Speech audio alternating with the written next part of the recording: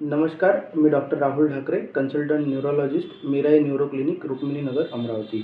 आज national epilepsy day आहे आणि एपिलेप्सी या महत्त्वाच्या विषयावर मी आज तुमच्याशी संवाद साधणार आहे. तर एपिलेप्सी म्हणजे काय? एपिलेप्सी ही एक न्यूरोलॉजिकल कंडिशन आहे, ज्यामध्ये ब्रेनमध्ये ॲबनॉर्मल इलेक्ट्रिकल स्पार्कलिंग होते, ज्यामुळे की शरीराच्या एका भागामध्ये किंवा सर्व शरीरामध्ये कापल्यासारख्या किंवा कंपन असल्या मुवमेंट्स ह्या होतात, ज्यामध्ये कधी-कधी व्यक्तीची जीभ कापल्या जाते, कदाचित लघवीही होऊन जाते, कदाचित एक कुठल्या पेशंटची मान एकीकडे जाते, चेहऱ्याच्या मुवमेंट्स होतात.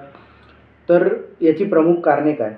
तर याची कारणे ही वेगवेगळ्या वयोगटातील पेशंटमध्ये वेगवेगळी असू शकतात. जसे की लहान मुलांमध्ये काही ब्रेनचे इन्फेक्शन असतात किंवा जन्म होताना ब्रेनला ऑक्सिजनचा पुरवठा कमी होतो, अशी काही कारणे असतात. मिडल एज किंवा यंग पॉप्युलेशनमध्ये जे लोकं खूप जास्त दारू पितात किंवा कधी-कधी ॲक्सिडेंटमुळे ब्रेनमध्ये डॅमेज होतो, अशी काही कारणे असतात. जसं-जसं वय वाढतं, त्या पेशंट्समध्ये किंवा म्हाताऱ्या लोकांमध्ये स्ट्रोक किंवा ब्रेनमध्ये ब्लिडिंग झाल्यामुळे किंवा कॅन्सर किंवा गाठीमुळे सुद्धा फिट येतात. तसेच काही पेशंटमध्ये काहीही कारण नसतं किंवा हेरिडिटरी किंवा जेनेटिक कारणांमुळे सुद्धा एपिलेप्सी होऊ शकते. तर एपिलेप्सीसाठी ट्रीटमेंटमध्ये आता खूप प्रकारच्या अँटी सीझर मेडिसिन किंवा अँटी एपिलेप्टिक ड्रग्ज अवेलेबल आहे, ज्या की खूप सेफ आहे. त्याचे साईड इफेक्ट्स हे खूप कमी आहेत आणि वेगवेगळ्या क्लासच्या औषधी अवेलेबल असल्यामुळे एक क्लास जरी सूट झाला नाही, तरी दुसऱ्या क्लासच्या मेडिसिन ह्या अवेलेबल आहे.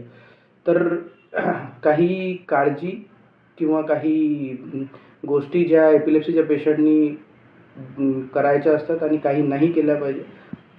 एपिलेप्सीच्या पेशंटनी 7 ते 8 तास चांगली झोप ही रेग्युलर घेतलीच पाहिजे.